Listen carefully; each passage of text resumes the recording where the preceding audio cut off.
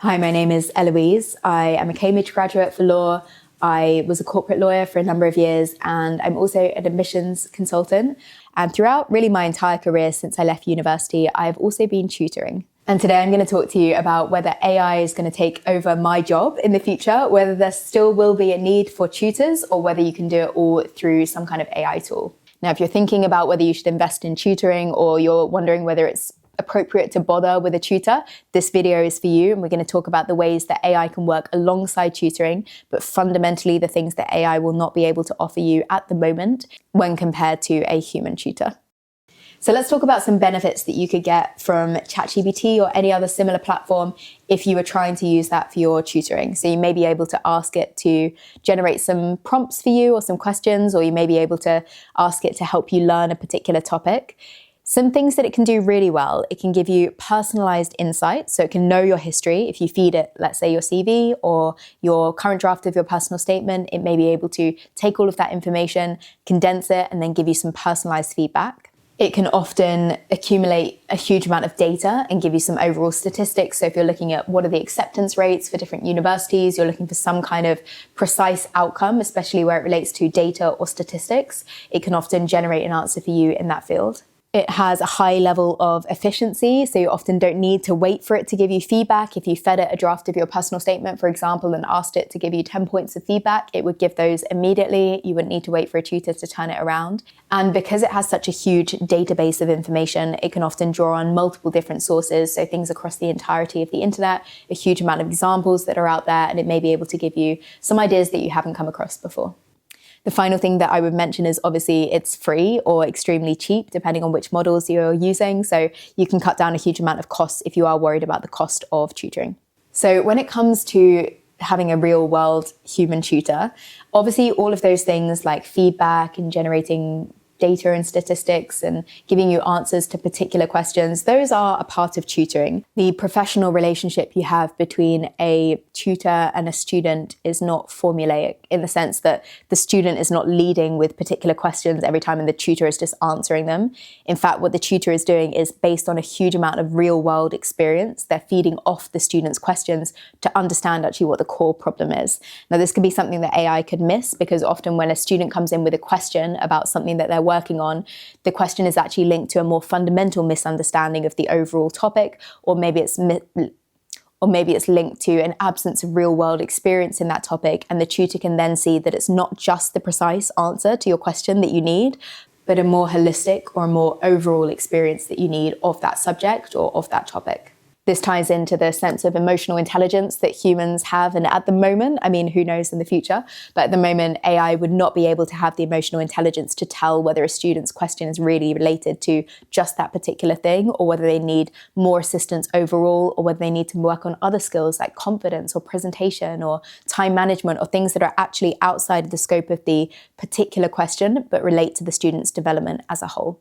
There's obviously a strong component of tutoring, and I personally work more on the consultancy side, so I help people around admissions. And again, this is not really a relationship where you're just giving an answer to a particular question, but you're actually building a connection with that student, and you're seeing them through often a year in advance of when they're applying, so you can support them over a huge amount of time. And really in that time, you can help them build their profile and build their understanding and have more like a comprehensive sense of what they're applying for, not only through particular answers that are based on stuff that you've read online or stuff that you've worked on with other students, but your personal experience as the tutor, like you've been through it yourself. And so you can talk to them about specific things in the process that an AI tool may not be able to replicate. And preparing for some kind of in-person dialogue that student is going to have with a member of the admissions team, that the student is prepared to really talk to someone and test their opinions and be able to articulate what they think and stand up for themselves in terms of what they believe, and be able to argue their point and be tested on their knowledge in a real world way that is not just them typing an answer into a tool, but actually having to speak and articulate for themselves. There's also the emotional complexity of the admissions journey. I'm sure as many of you will know, if you've been preparing for your admissions, or maybe you applied last year, or you're kind of rethinking your future, or any aspect of the journey, you often need someone to chat to about your actual emotional or personal experience of it, rather than just having someone tell you, you need to take these 3 steps to enhance your application. Instead, you can talk about exactly what you're going through and what you're struggling with, and a person can really meet you there in that moment. On the skills side, I would be a little bit wary of relying on AI tools to really give you a good and objective sense of how you're performing. And different AI models are doing this differently. So depending on when you're watching this, the newest model may be taking a different approach. But one concern that has been had previously with older models is that they can be very much on your side. So I don't know whether you've ever put a problem into ChatGPT or a similar tool, and it's really said like, you're in the right, your answer is correct, and everyone else is wrong. That is a real risk when it comes to tutoring, because what you need is someone who is objective to be able to tell you when actually you're not correct, or when your answer is not as good as it needs to be, or when your written work is not up to the standard that would be expected of a top tier applicant. The danger of relying on an AI tool in that sense is that you really believe that you're kind of performing on the best level, but when you submit your application against everyone else's, then the AI tool doesn't have the ability to see where everyone else is doing. So really a tutor is the person who can give you a sense of where everyone else is, or where the average level is, and whether you're outperforming that or whether you're underperforming it. There are also privacy concerns around AI, and this is an issue, of course, which will continue into the future. So sharing your personal data, sharing your personal statement, very high risk, because obviously universities have very advanced plagiarism tools. So if you take any part of your personal statement from an AI generated model, there is a chance that that model has used someone else's personal statement to generate that for you. And that personal statement is already in the database that the university holds. So when you submit your version, which has a chunk of text that's been generated for you, it ends up triggering these tools and it gets flagged for plagiarism.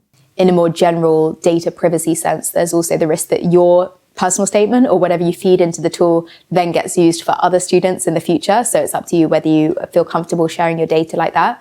But it's best to anonymize any personal data. And if you are using AI to supplement your learning, to really use it for more practical or general questions. In our personal statement video for the updates to 2025, we did talk about whether you should be using AI to help you with your personal statement. So please do go and check that video out now if you are interested in the personal statement in particular. But in general, to say that these two things can work together. So it really isn't a case of should you use AI or should you have a tutor or should you just be doing it on your own.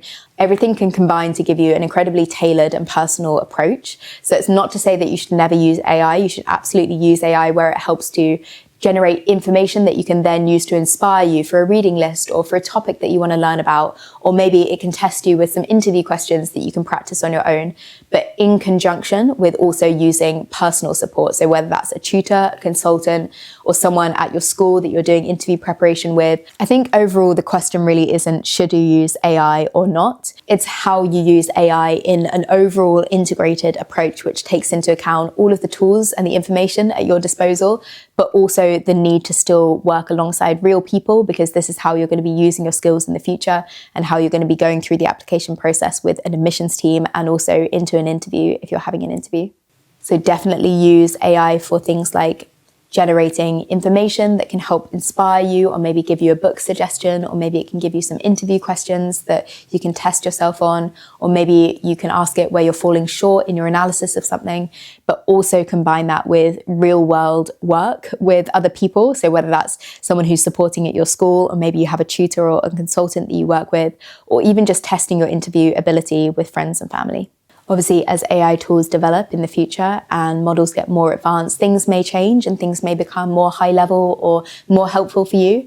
But I would say that an integrated or a combined approach where you're mixing not only AI tools, but real world connections with humans, I think is going to be an approach that serves you really well in the long term. So in answer to the question whether AI will be taking over my job, my instinct is that the top tier candidates or the more exceptional candidates will still seek out real world advice and support alongside using AI as a tool to support them. So I think where AI could be helpful for a more general application, I think the applications to the top tier universities or the most competitive courses will still really benefit from that one-on-one personalized expert support. Thank you so much for watching this video. If you did enjoy it, please do leave a like. If you have any questions, drop them in the comments. We'll get back to you. If you could subscribe, you'll get updates on new videos. And if you have any friends who might be interested in this topic, please do send them the video, share it with them. If you feel like you would benefit from any support, guidance, assistance in your applications journey, please do get in touch using the information on screen now and someone will get back to you. We have a whole range of tutors who are highly qualified in every aspect of the admissions process, and you can be matched with someone who can really assist you on the journey. And as always, best of luck with your applications.